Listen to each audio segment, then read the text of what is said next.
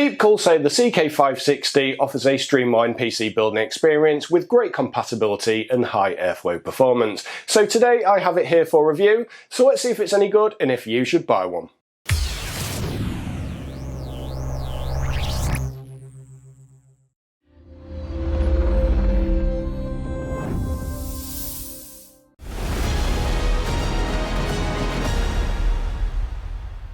Kris here for Kit Guru. The CK560 has been covered in a build by James before, and you can check that out in the video description below. But today we are going a little bit deeper, and I am checking out the CK560 as a review. Jumping straight in, the CK560 is a mid-tower case and is available in both a black and a white option, coming in at 100 quid at the time of filming. The CK560 measures in at 456mm long, 230mm wide, and 471mm tall, so it's not an overly big chassis, and it does support a whole load of motherboard and cooling options that I will come on to later. The case is made from SPCC steel sheet, ABS and tempered glass, and overall in terms of build quality it feels a quite solid case. Now DeepCool are marketing this as an airflow orientated case, and it's nice to see a manufacturer come up with something a little bit different in terms of the front vent pattern, rather than the standard tiny little holes that we have seen on so many cases. The overall looks of the case I think are quite good, but it just looks a little bit different and stands out a little bit at first glance compared to a lot of other cases that we are seeing at the moment. Let's go around the CK560 and see what we're getting for our 100 quid. The front panel is held in place with a magnet, and removing it reveals the full-length dust filter for the front intake. It's a really simple removal process, and the front filter is also easily removed for cleaning. Now, one thing I have noted is that the front metal vent, the panel, well, in terms of function is fine, but this flex, I mean, it just does put a little bit of a downer on things for me. It's not as if I'm going to be sat there pressing on this all the time, but I think that DeepCool could have maybe added something in, maybe some standoffs behind it, just to prevent the panel from flexing just a little bit. It certainly doesn't affect the case performance at all, but it's just a little thing that just bugs me, you know, it sits in the back of your mind, and I know it's something that James also noticed during his build. Behind the front dust filter we have a fan and radiator support for up to 3 120mm fans and a 360 radiator, or 2 140 fans and a 280 radiator. Radiator thickness at the front with the cutout in the PSU shroud will accommodate up to a 45mm radiator at a push, but I'd probably settle with a 30 though, just to be safe. The CK560 does include 3 120mm fans to the front and a non-RGB version to the rear, and all are 3-pin DC, so no PWM functionality is included. To the top of the case we have a neatly arranged I/O consisting of power button, 2 USB 3.0 ports, an audio combo jack, a USB 3.1 Type-C port, LED button for changing the RGB included with the case fans, and an activity LED. The layout here is really nice, and I love the touch of green too that DeepCool includes here to the USB ports and the DeepCool logo. Behind the I/O is the top fan and radiator mount. It's a typical offset layout to bring the fans and radiator away from the motherboard to ensure that there's enough clearance there. Here we have space for either 2 120mm fans and a 240 radiator, or 2 140mm fans and a 280 radiator, and it also includes a full coverage magnetic dust filter, again with hint of green to the removal tab. The rear of the case can support a single 120 or 140 fan or radiator, and the 140 is in a fixed position while the 120 does have some movement to accommodate top-mounted radiators or to align with an air cooler. There are 7 PCIe slots with no fiddly additional brackets that we can see on some of the other cases in the market, and further venting for additional airflow.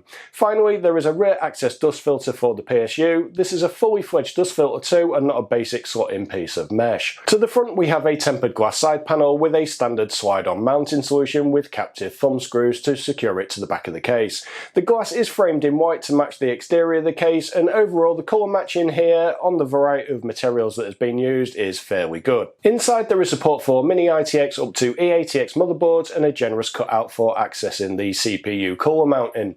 On cooler mounting, DeepCool state that the maximum CPU cooler height is 175mm, so if you are going air cooled in this, just do check that whatever colour that you're going to be using will fit.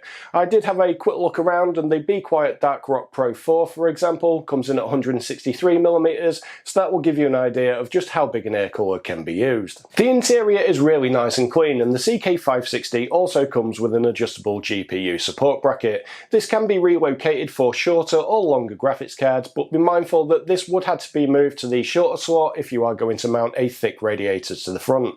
The support is also height adjustable and pivots, so you've got some flexibility there, and it's a nice inclusion, and it does feel solid for heavier cards. Sometimes these are an afterthought and are quite flimsy, but here DeepCool provide a nice bracket that can take the weight. In terms of cable management, there are two holes for motherboard connections to the bottom and also to the top. One thing that stands out here in the CK560 though is the grommets. Now usually in a case you start pulling through your 24-pin cables in your other cables and the grommets pull out of position, and it's quite fiddly in some chassis to get this back into its mount.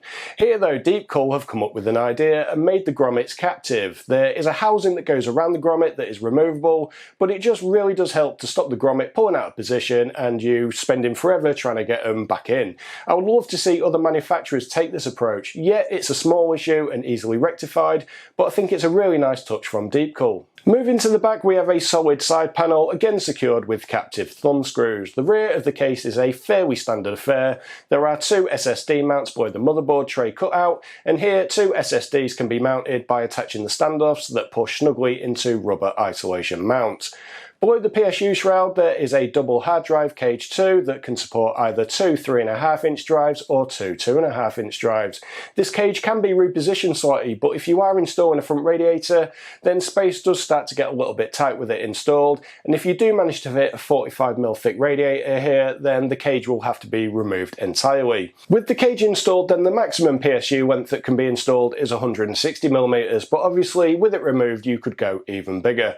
The back includes a good assortment of cable tie-down points scattered around the motherboard tray and by the pass-through grommets too. Finally, the CK560 includes a small accessories package. This includes a quick start guide, mounting screws, cable ties and an ARGB adapter so that the fans can be controlled via the motherboard rather than using the included standalone controller. So that's a good walk around the CK560, and as part of my case reviews I always build a system to see how easy the process is and see how the case airflow performs in testing. For this build, DeepCool wanted me to put together a system that also included some of their other white components, including the LS520 White Edition AIO. This is a 240mm cooler that includes two FC120 ARGB fans, and the pump features a mirror cap design. DeepCool also sent over 2 packs of the FC120 fans as well to replace the standard fans for more of a white theme build.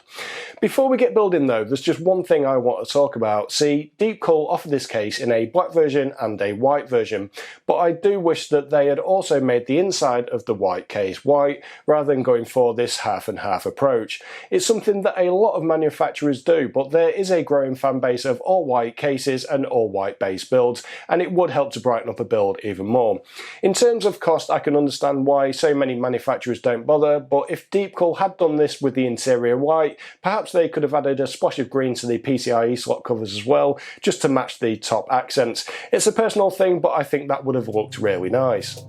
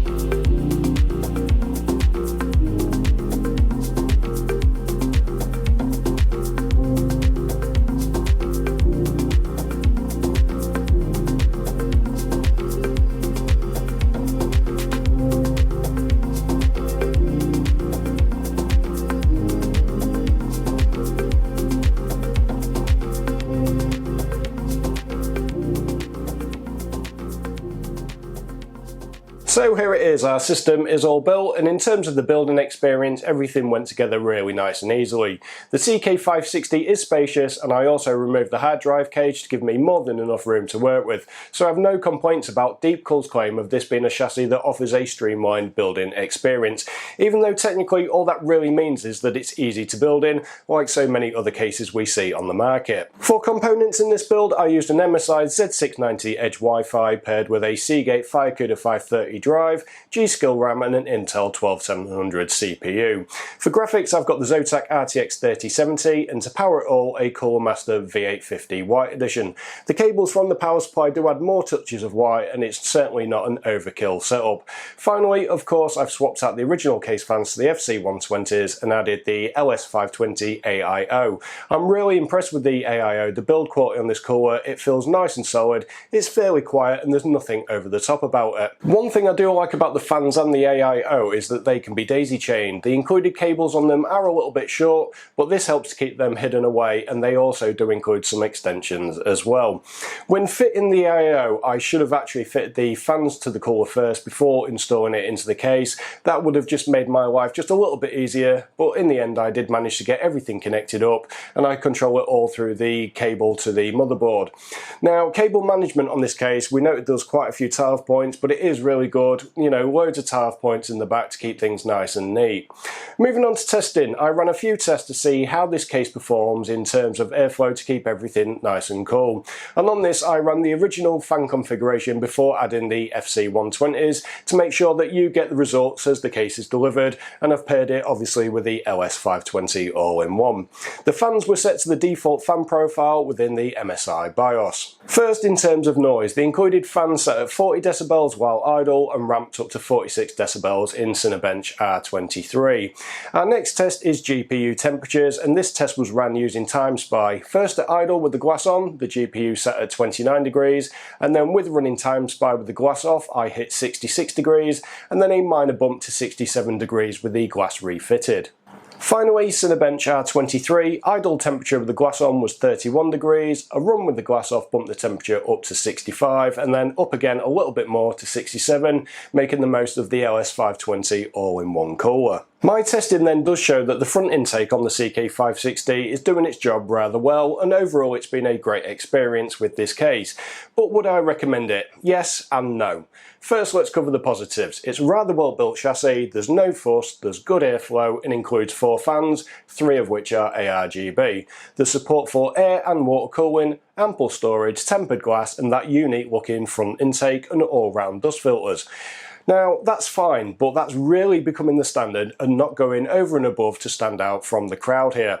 Remember, DeepCool are charging, well, pretty much spot on 100 quid for this case, and just as the Montech Sky One Lite I recently reviewed, the price point of the CK560, well, there are so many other options out there that either provide as much value as the CK560 or even more. And that makes it a little bit of a difficult sell compared to other options that are available. When purely looking at the CK560 on its own, it's a good case all around, but would I buy one personally? Probably not, given the saturated mid-tower segment of the market and the amount of choices out there. Would I recommend it to you, the viewer? Yeah, as I said, it's a good case, and a lot of the decision making about buying a new case is a personal preference. It has good looks, it performs well, and it goes about its business with minimal fuss. But what do you think of the CK560? Would you buy one? As always, let me know your thoughts in the comments below, and don't forget that you can catch up with all the latest tech news at kitguru.net. Why not grab yourself a KitGuru t-shirt from the merch store, or even come join us over on Discord. For today, I've been Kris for KitGuru. I'll see you all again soon.